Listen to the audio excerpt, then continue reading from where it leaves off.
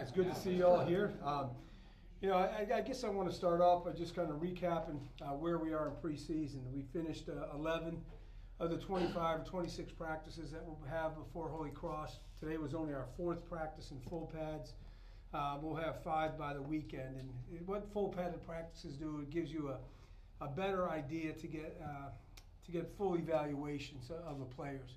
While we evaluate them every day, certainly when you put them into a live situation and there's blocking and tackling and you're playing to the whistle, you get a much more complete evaluation of the players that you do when you're just in helmets or doing a walkthrough or doing just a shoulder padded practice. As far as our team goes, I think that this team has a great personality. I really like it. I like the way that they come to work every day. I like the energy and the attitude and the focus, attention to detail that they bring to the practice field. And that's something that's been consistent from practice 1 all the way up until through today, which was number 11. I feel like I just need to be the best Cody Williams that I can be to help out this team. I'm just trying to push the guys all around me, to get better.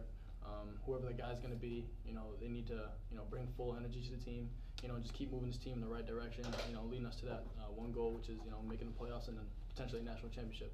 Yeah, it feels like just yesterday when I was one of those young guys coming in, and what I try to do is I try to think of the positive influences that I had when I first came in. Some of the older guys like Elijah Phillips and Reggie Hildebrandt, who were in my position especially, they did a great job of pulling me under their wings and making sure that I was ready for the type of obstacles that I was going to face. Of course, everybody's going to be on different playing fields when they come in. Some people are ready to play right away, and some people need a little bit more time. But you have to make sure that you treat each individual with respect and make sure that they know that you've been through the same things that they have.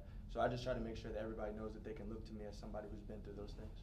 Well, one of the things that we found out or we learned in the Big South was that you've got to be a tremendously deep football team.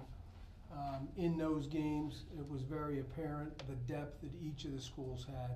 I feel as though that the unit's coming back very strong. You have Darnell Leslie back, Andrew Jasinski. I feel like we're really carrying the front 4 right now.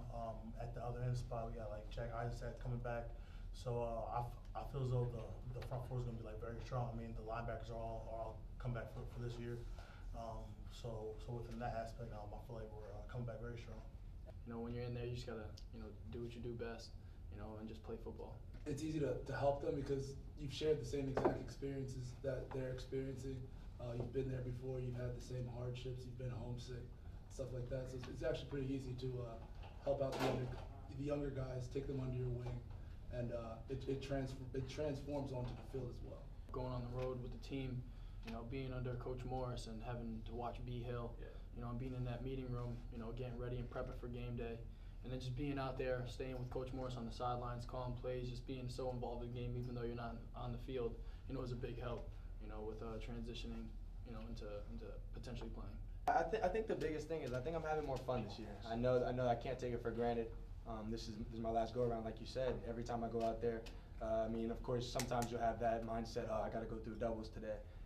But my mindset is I'm not going to have this forever. So this is my last time through. I might as well have as much fun as I can.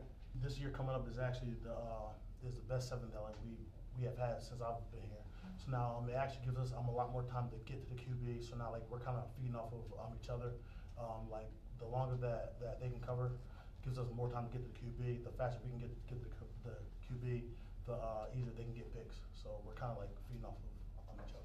And we're looking for young guys who received some playing time last year, some more than others. They have to continue to step up and become the leaders of the position. I'm looking for guys like Darren Ambush, who contributed tremendously last year. I'm looking for guys like Matt Choi, Pat Gray, who'll be a 5th-year seniors in that mix as well. They've got to kind of lead that group. And then you've got a host of younger guys, Reggie White Jr., who redshirted a year ago, has a lot of upside to him, and we're expecting big things from Reggie. And then, you look at some of the younger players in the position who have made kind of an instant impact. I like what one of the freshmen, Ugo Izema, is doing. And again, going back to what I said about being here in the summer, that gave him a huge leg up on the competition. So, he's been able to factor into the mix a little bit as well.